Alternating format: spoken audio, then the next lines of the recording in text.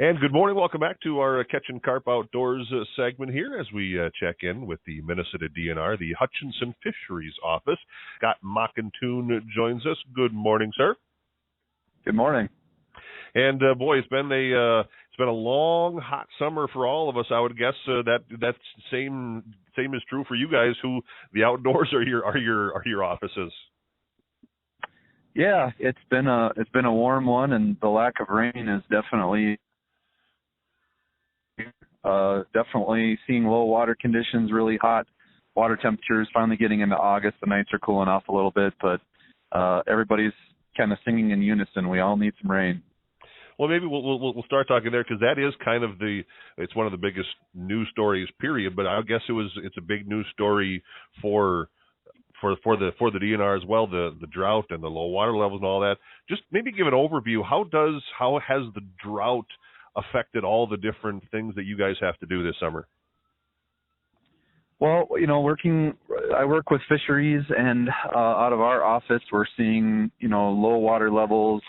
Just looking at some gauging information, the Minnesota River is at one of the top 10 lowest levels that it's been at in recorded history, and it's going to continue to drop if we don't get some more rain soon. And typically the all-time low record levels are from the fall, from September, October, November, so it's going to continue to fall. When it gets low like this, I think you have higher chances of winter kill in lakes that are, summer kill in lakes that are already shallow to begin with. When you take another foot and a half off, that really heats the water up and causes some issues. On our deeper lakes, it may not be as much of an issue, but we definitely we don't see as much water that comes in, and with it, a lot of times that water brings nutrients. So people do see really nice water clarity, but sometimes this really high temperature weather will bring on fish kills as well. And I know we've seen some across the state. There was a partial small kill that was on Collinwood Lake, and it wouldn't surprise me to hear some more reports if the weather continues to stay this warm. Although we may be seeing the light at the end of the tunnel now that we're getting to the end of the summer. Hopefully we do see a little bit of light. You mentioned the low water levels, though, and for someone like me who likes to go out on the weekends, drown some minnows, see if I can catch a few fish out there, boat accesses. I've heard some reports, and I don't know specific lakes. Maybe you can touch on that, but that the low water levels, it can be tougher to get those boats in on one of those shallower lakes, or maybe a lake that the boat access has been affected by the drought.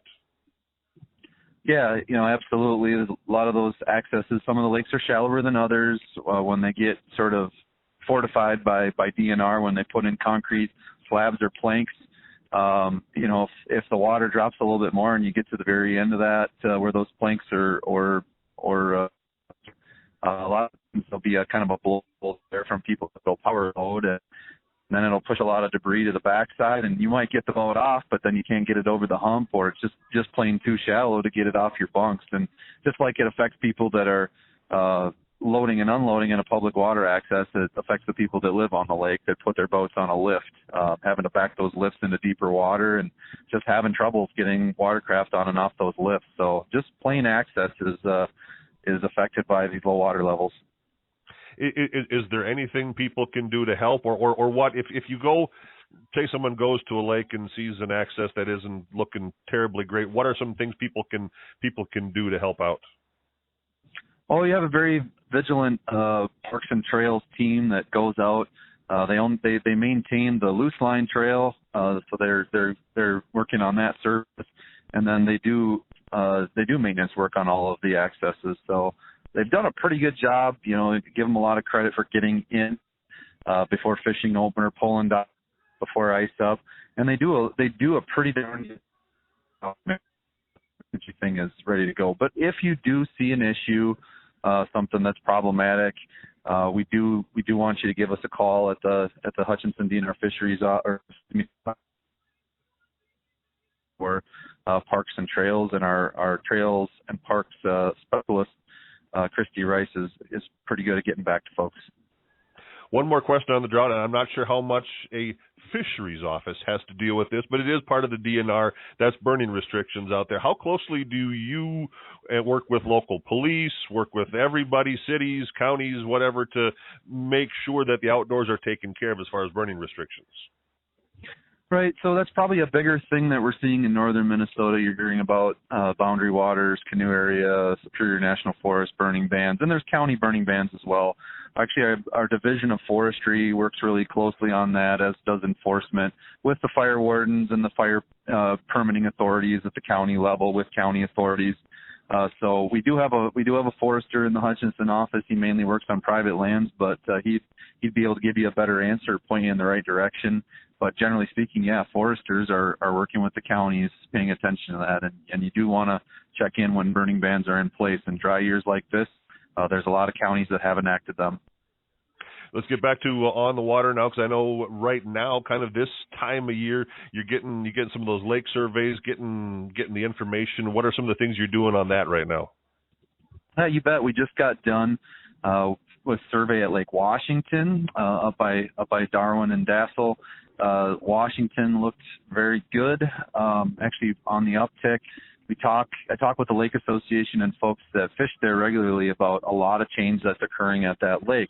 In 2014, it was designated infested with zebra mussels. We've seen big changes to transparency. Those zebra mussels do filter the water, and the clarity has changed quite a bit. And when you change the habitat, you're going to see changes to the fish community. So we are seeing more largemouth and smallmouth bass, more bluegill, more pumpkin seed, more sunfish family species. And on the flip side, we would expect that as turbidity decreases and the water warms up, it's just not quite as hospitable to walleyes. They lose some of that habitat. We are concerned in the long run about what that's going to mean for walleyes, especially since Washington maxes out at about 17 feet. But what we're finding is we've done a lot of work out there. We've been involved in a number of research projects. Washington's, and it has functioned this way for a long time, as something of a nursery or feeder system for the rest of the connected waters on the Washington chains. You got Stella and Manuela upstream, and we do see walleyes that immigrate into both of those lakes. We've noticed that through tagging projects. We still have jaw-tagged fish that are out there.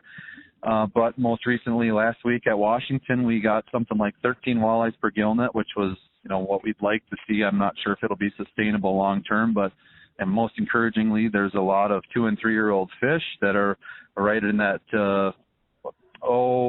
say 13 to 16-inch range for those 2-year classes, and they're going to fuel some good fishing. So we don't have a ton of people out there fishing based on our creel that we did a few years ago, but now with more fish available, we hope to see an uptick.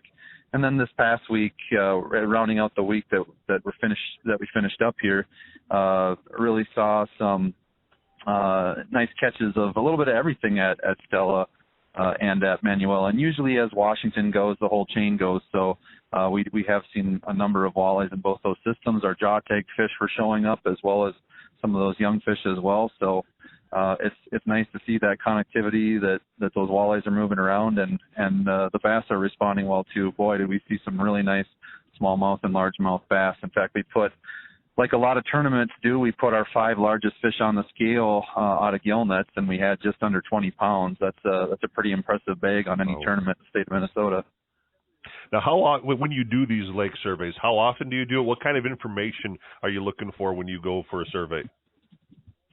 Yeah, well, we do, there's a lot of reasons of why we'll do survey. I mentioned that Washington we're paying a close eye on, and the whole chain that's hooked in on. We're going into Washington every other year. We're going into Manuela every 4 years. We're trying to really stay on top of what's happening, because we can get a walleye, for example, to a catchable size in, as little as 2 years, but more routinely 3 to 4 years. So these fish grow quickly in southern Minnesota and turn over. We have to turn over turn the whole population over relatively quickly. So we need to go in more frequently and pay attention to what's happening. But we're trying to prioritize our lakes, go to the most important more frequently, and kind of space it off after that. But our entire summer is packed full of lake survey. We gain a lot of valuable information, and it helps us with managing these resources. Any big projects yet to come on the fishing side? We'll talk hunting in a couple minutes here, but anything, because I know it's kind of, once it gets to August and September, fishing season kind of starts to wind down a little bit, at least the open water season does anyway. Anything big coming up for you there?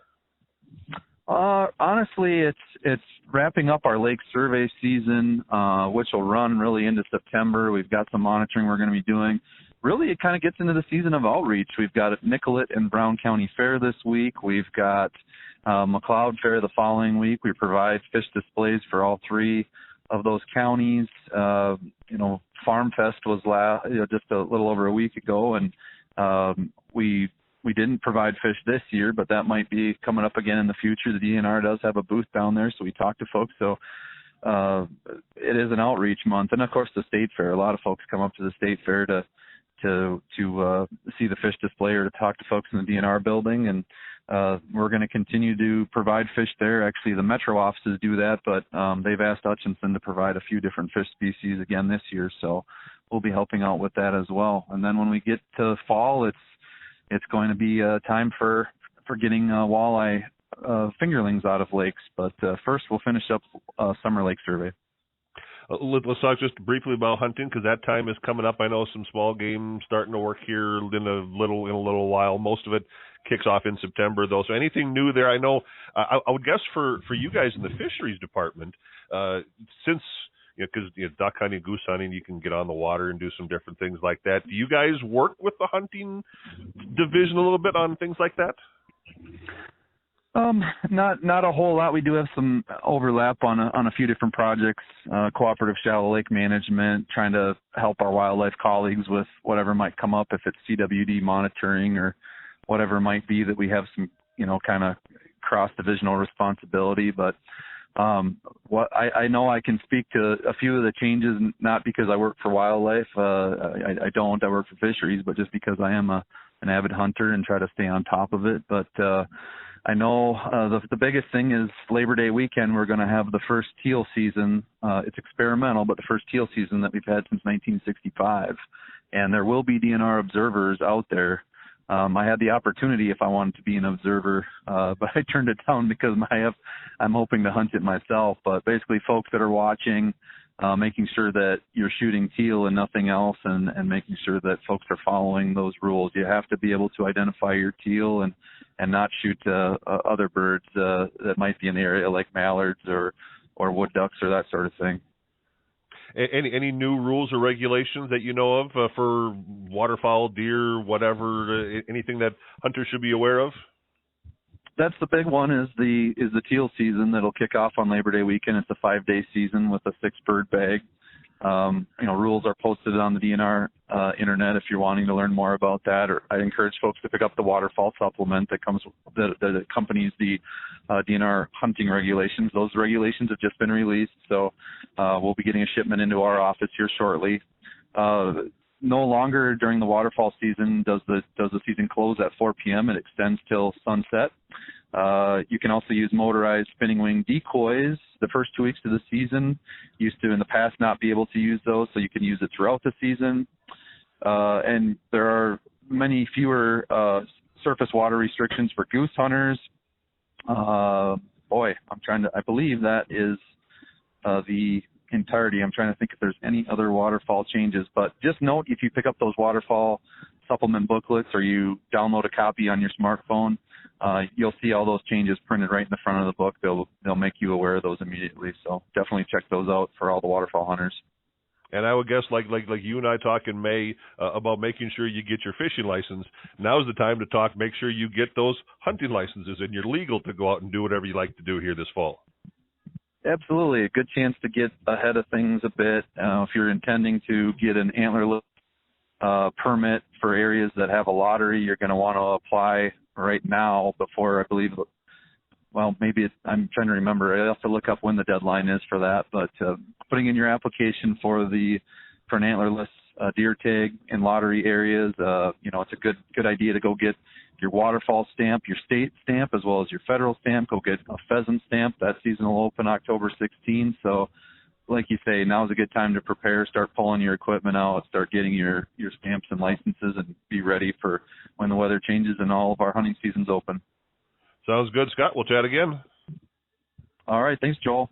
Thank you. Scott Mackenthun, Minnesota DNR, here on Catchin' Carp Outdoors. Catchin' Carp Outdoors has been a presentation of KDUZ, KARP, KGLB Radio, and the Ingstad Minnesota Radio Network. Check out all our past episodes on YouTube.